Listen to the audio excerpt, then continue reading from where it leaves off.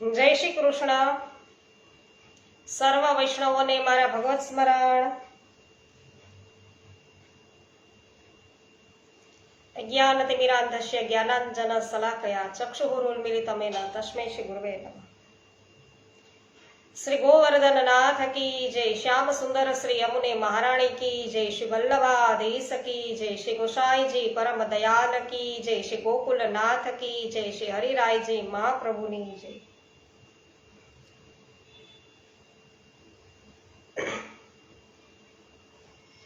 શ્રી ગર્ગ સંહિતા દ્વારિકા ખંડ લઈ રહ્યા છીએ. અધ્યાય બીજો છે. નારદજી કહે છે બહુલાશ્ચ રાજાને કે હે રાજન, જરાસંઘ પુનઃ તેટલી જ અક્ષોહિણી સેનાને લઈને તરત જ યાદવોની સાથે યુદ્ધ કરવાને આવ્યો. કિંતુ શ્રી કૃષ્ણને હાથે તે પુનઃ પરાજિત થયો. શ્રી કૃષ્ણના પ્રભાવથી બધા યાદવો અભ્યુદયને પામ્યા. તેણે ધનુષ અને હાથી આદિના બળથી સદા શત્રુઓને લૂંટવાનું સાહસ છે કર્યું. હે રાજન, જ્યારે સાહસ પ્રાપ્ત થયું ત્યારે બાળક અને પનિહારીએ પણ વગર યુદ્ધે શત્રુઓની સંપત્તિનું અપહરણ છે એ કરવા લાગ્યા. તો શત્રુઓના દ્રવ્યનું હરણનો અવસર જોતા મથુરાના બધા નાગરિકો અત્યંત હર્ષ પામ્યા. આ પ્રમાણે 17 વાર પોતાની સેનાનો સંહાર કરી અને જરાસંઘને પરાજિત કર્યો. અને પછી 18મી વાર પણ તેણે સંગ્રામમાં આવવાનો વિચાર કર્યો જરાસંઘે. અને તે વખતે મારી પ્રેરણાથી, એટલે નારદજી કહે છે કે મારી પ્રેરણાથી મહાબલી કામ્યમને 1 કરોડ મલેચ્છોની સેનાને સાથે લઈને પોતાના નગરને ભયથી વિહવળ થયેલું જાણીને બંને તરફથી આવનારા ભયનો વિચાર કરી અને શ્રી કૃષ્ણ બલરામ સહિત ચિંતિત થયા. તો પોતાના ભયભીત બંધુઓના રક્ષણને માટે માધવે ભયંકર ગર્જના કરનાર સમુદ્રની અંદર એક જ રાતમાં દ્વારિકા દુર્ગનું નિર્માણ કરાવ્યું. જ્યાં વિશ્વકર્માના 8 દિગ્પાલોની સિદ્ધિઓ નિર્માણ કરી તથા મોક્ષની ઈચ્છા રાખનાર સાધકોને જ્યાં વૈકુંઠની સઘળી સંપત્તિના દર્શન થાય છે. હે મિથિલેશ્વર, શ્રી હરિ યોગ શક્તિથી બધા આત્મીય જનોને દ્વારિકા દુર્ગમાં પહોંચાડીને બલરામજીની આજ્ઞા લઈ અને મથુરા નગરેથી અસ્ત્ર શસ્ત્ર લીધા વિના નીકળ્યા. મેં જે બતાવ્યું હતું તે પ્રમાણે તે દુષ્ટ કાલયવનને શ્રી હરિને ઓળખ્યા અને વિના અસ્ત્ર શસ્ત્રના જોઈને સ્વયં પણ આયુધ ત્યાગીને તેમની સાથે યુદ્ધ કરવાના માટે પગે ચાલીને આવ્યો. તે યુદ્ધથી વિમુખ થઈને નાસવા લાગ્યો. જે યોગીઓને પણ દુર્લભ છે તે શ્રી હરિને પકડવાના માટે તે પોતાના સૈનિકોના દેખાતા તેમનો પીછો કરવા લાગ્યો. માધવ પોતાના શરીરે એક હાથ આગળ બતાવીને નાસ્તા નાસ્તા દૂર ચાલ્યા ગયા અને શીઘ્ર જ શ્યામ લાચાળની ગુફામાં ઘૂસી ગયા. માંધાતાના મોટા પુત્ર મુચકુંદ તે ગુફામાં સૂતેલા હતા અને તે પૂર્વકાળમાં અસુરોના દેવતાઓનું રક્ષણ એણે કર્યું હતું.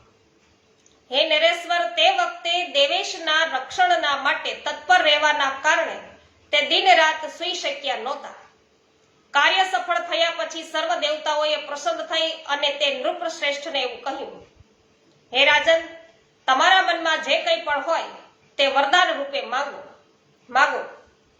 ત્યારે રાજેન્દ્ર મુચકુંદે દેવતાઓને પ્રણામ કરી અને તેમને એવું કહ્યું કે હું સારી પેઠે સુવા માંગુ છું. કે સુઈને ઉઠીને મને સાક્ષાત શ્રી હરિરાજ દર્શન થાવ.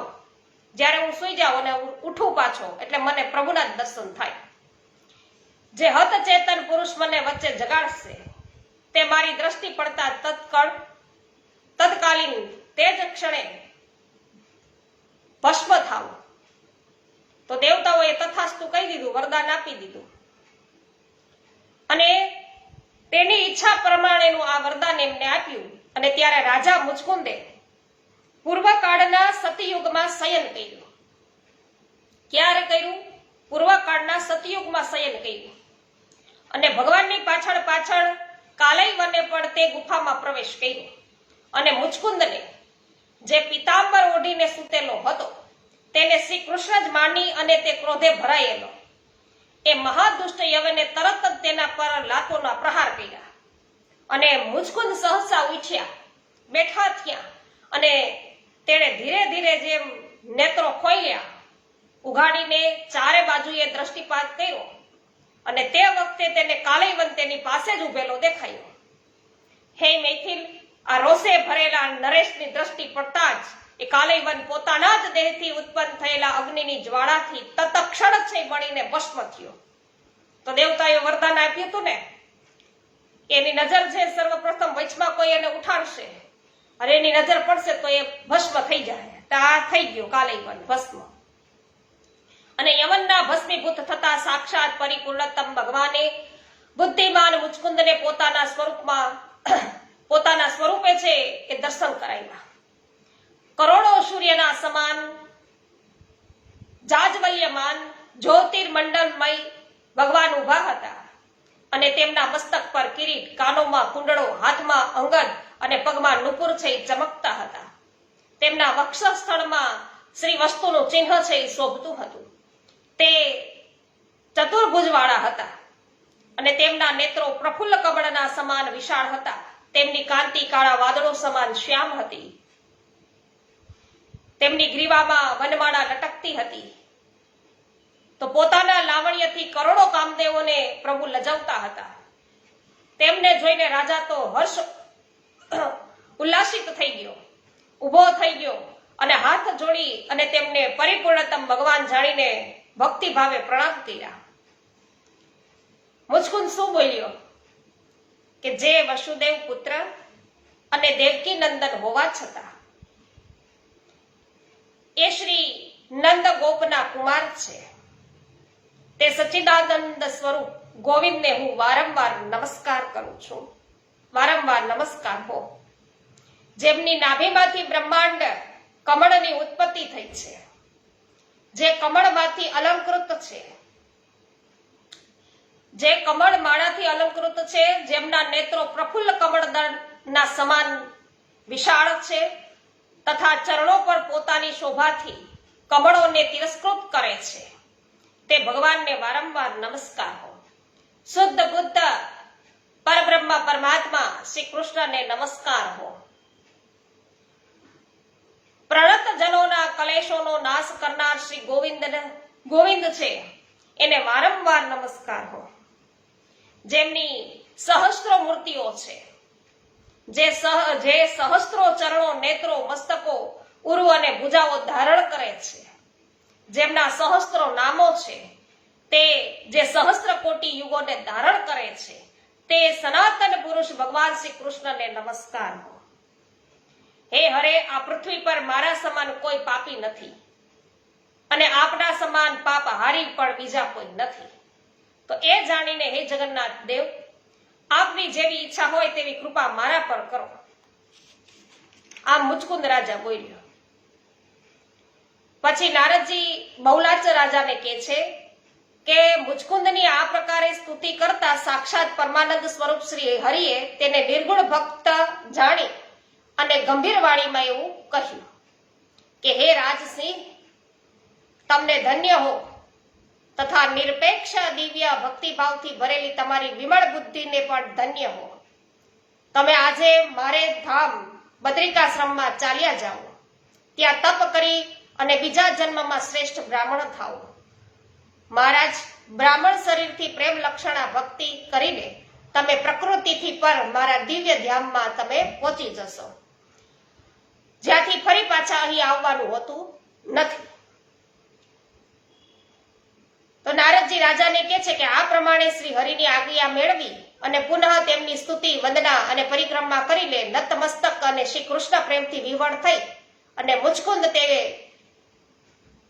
ગુહાગૃહથી બહાર છે નીકળ્યા, એટલે ગુફામાંથી બહાર નીકળ્યા અને દ્વાપરમાં નાની આકૃતિ વાળા મનુષ્ય કેટલાય ઊંચા રાજા મુચકુંદને જોઈ અને માર્ગમાં બધાય ભયભીત થઈ ગયા. અને આમ તેમ બધાય ભાગવા લાગ્યા. તો કે ડરો નહીં ભાઈ, ડરો નહીં.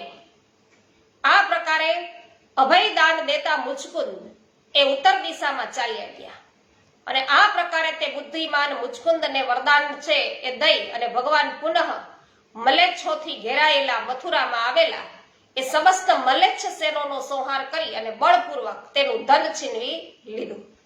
પછી રાજા જરાસંઘે પુનઃ યુદ્ધ કરવાનો મનમાં વિચાર કરી અને મુહૂર્ત બતાવનારા માદક બ્રાહ્મણોને બોલાવી અને એવું કહ્યું કે જો હું વાસુદેવ છે એને જીતીને પાછો ફરીશ તો તમારે આધીન રહીને સદા તમારા લોકોની પૂજા કરીશ.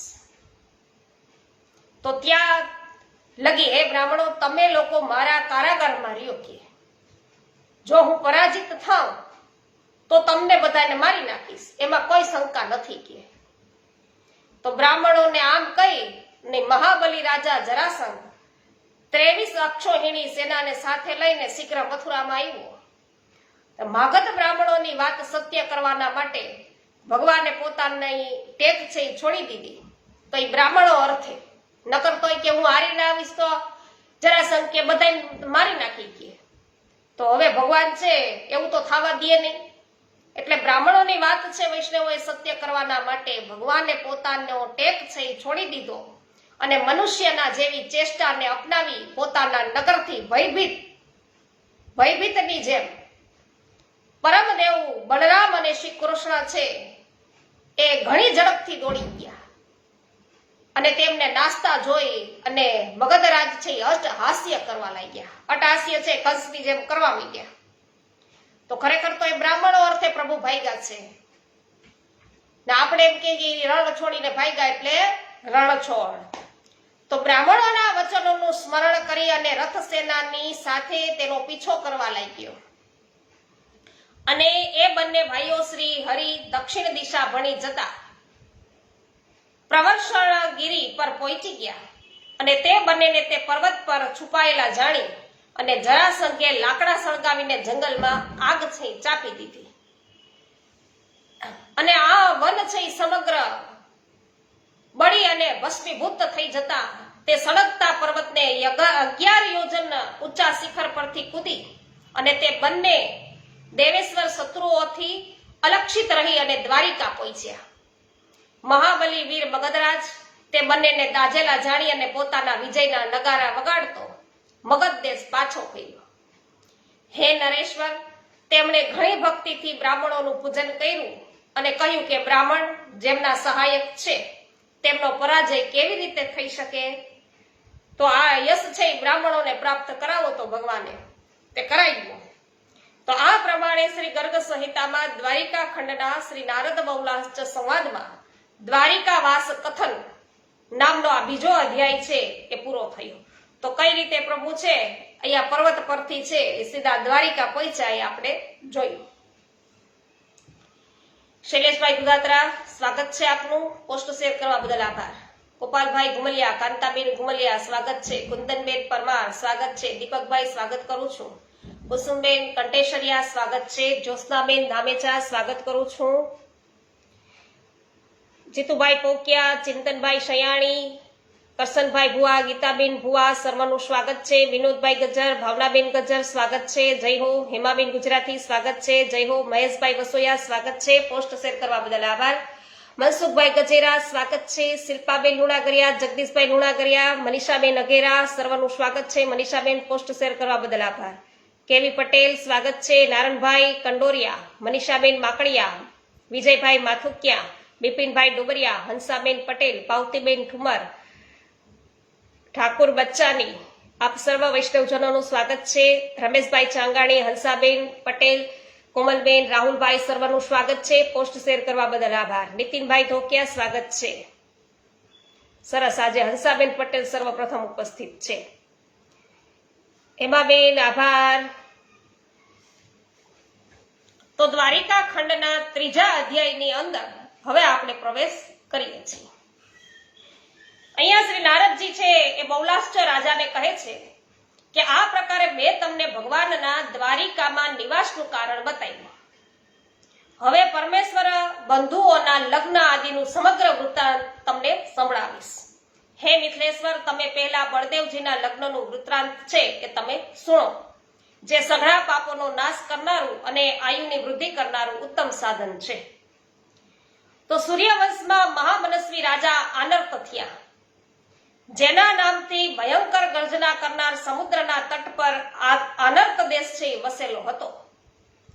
તો આનર્ત રાજા હતો, એના ઉપરથી દેશનું નામ આનર્ત દેશ. તો રાજા આનર્ત એક રૈવત નામે એમને પુત્ર થયો. તો જે ગુણોની ખાણ તથા ચક્રવર્તી રાજાઓના લક્ષણોથી સંપન્ન હતા, અને તેમણે કુશસ્થલીપુરીનું નિર્માણ છે એ કરવાના માટે ત્યાં રહી અને રાજ્ય વહીવટ કર્યો. રેવતના 100 પુત્રો હતા અને રેવતી નામની કન્યા હતી. તે સર્વોત્તમ ચિરંજીવી તથા સુંદર વર પામવાની ઈચ્છા રાખતી હતી.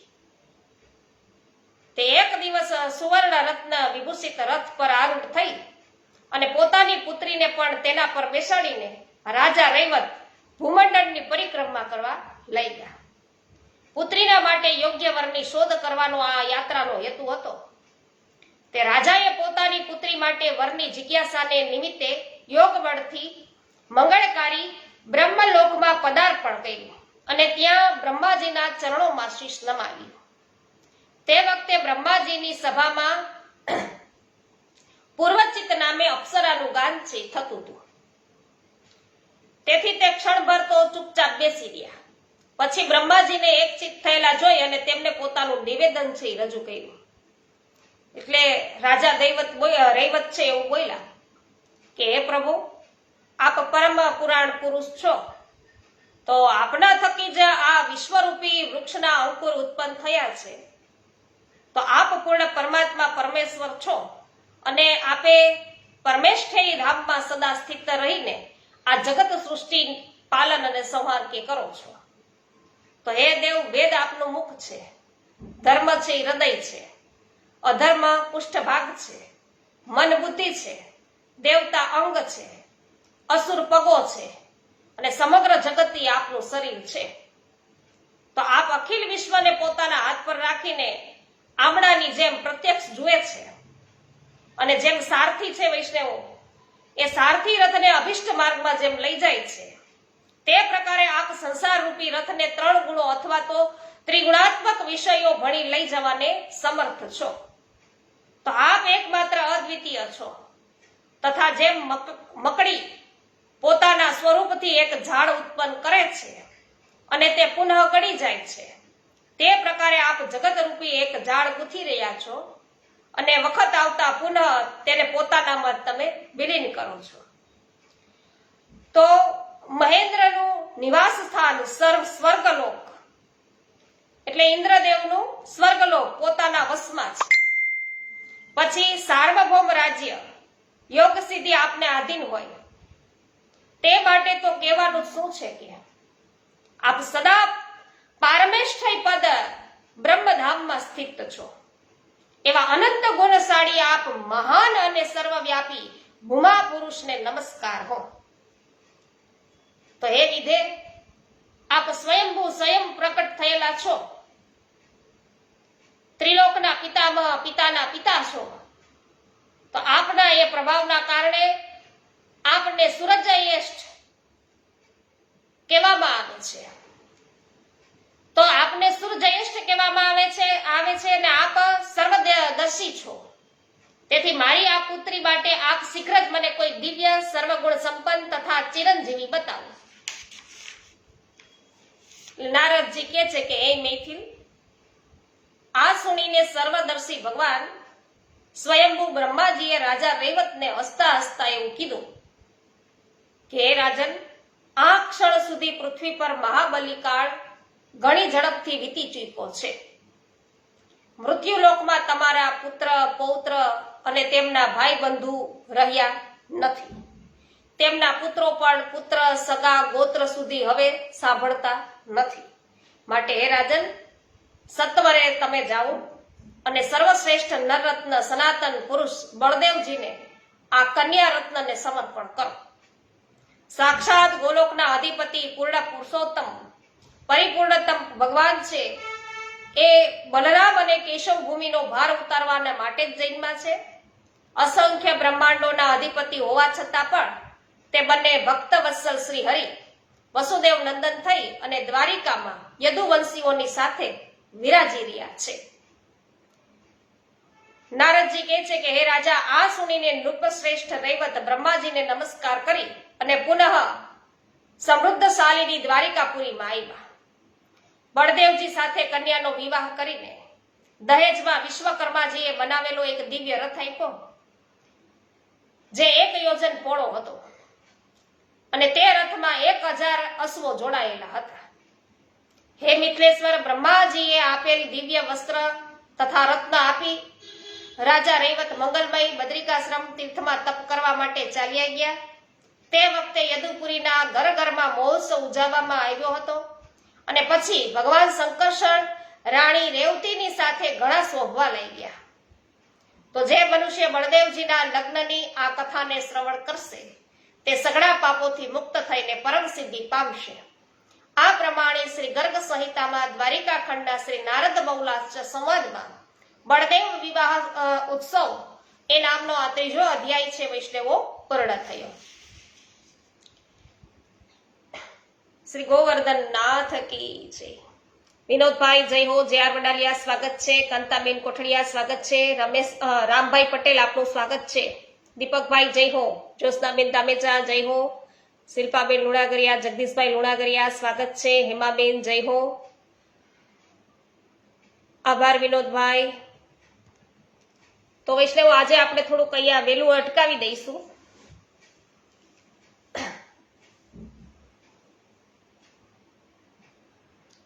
શ્રી ગોવર્ધનનાથ કી જય. શ્યામ સુંદર શ્રી યમુને મહારાણી કી જય. શ્રી વલ્લભાધીશ કી જય. શ્રી ગુસાઈજી પરમ દયાલ કી જય.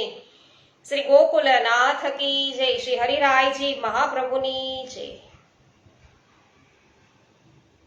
લલિતાબેન અકબરી જય શ્રી કૃષ્ણ. સર્વ વૈષ્ણવોને મારા જય શ્રી કૃષ્ણ.